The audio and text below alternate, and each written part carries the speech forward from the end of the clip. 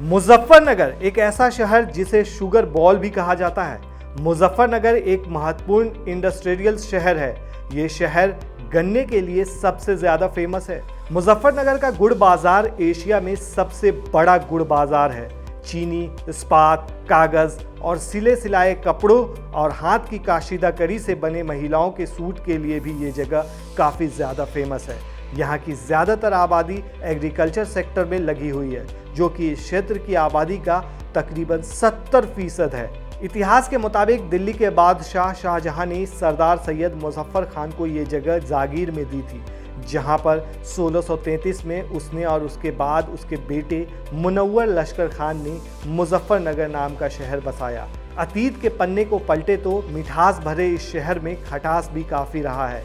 मुजफ्फरनगर को 2013 में किसी की नज़र लगी और हिंदू मुस्लिम के बीच दंगा हुआ।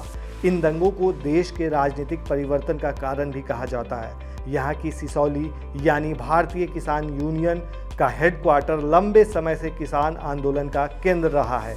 अब बात करते हैं यहाँ की सियासत की। मुजफ्फरनगर के सियासी कड़ाह में उबाल आने लगा है। चुनावी चाशनी पकने लगी है। चुनाव की बात करें तो इस बार यहाँ मुकाबला काफ़ी ज़्यादा कड़ा है। चुनावी दंगल में नए राजनीतिक समीकरण के पेच हैं, पुराने दिग्गजों का इम्तिहान है। आज के इस एपिसोड आपका शहर आपकी बात में हम बात करेंगे मुजफ्फरनगर की। जी हाँ, तो चलिए शुरू करते हैं। मुजफ्फरनगर में कई लोग मानते हैं कि इस बार मुकाबला सीधे भाजपा के डॉक्टर संजीव बलियान और सपा के हरेंद्र मलिक के बीच है। बसपा के दारा सिंह प्रजापति भी बराबर की ताल ठोकने का दावा कर रहे हैं। वहीं इंडिया टुडे की ग्राउंड रिपोर्ट में पता चलता है कि जैसे जैसे लोकसभा चुनाव नजदीक आ रहा है, यहाँ राजनीतिक प्रतिद्वंदिता बढ़ती जा रही है।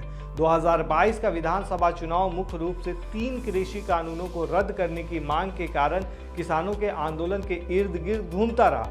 भारी विरोध के बाद मौजूदा केंद्र सरकार ने किसानों की मांगें मान ली, जिससे माहौल SPRLD गठबंधन के पक्ष में हो गया था। आपको बता दें कि इस लोकसभा क्षेत्र में सबसे ज्यादा लगभग 5 लाख मुस्लिम मतदाता हैं, लेकिन तीनों बड़े दल में से किसी ने भी मुस्लिम प्रत्याशी को नहीं उतारा है। यहाँ 2.5 लाख के करीब वंचित समाज, 1.25 लाख जाट, लगभग 80,000 वैश्य और करीब इतने ही ठाकुर हैं। OBC के कश्यप, प्रजापति, सैनी बिरादरी भी निर्णायक भूमिका में रहते हैं। ब्राह्मण त्यागी समाज को साधने में पक्ष विपक्ष बराबर का जोर लगाते रहते हैं। पिछले चुनाव में सपा बसपा और रालोद गठबंधन के अजीत चौधरी की भाजपा के संजीव बलियान से कांटे की टक्कर हुई थी। अजीत चौधरी लगभग 6,500 मतों से हारे थे।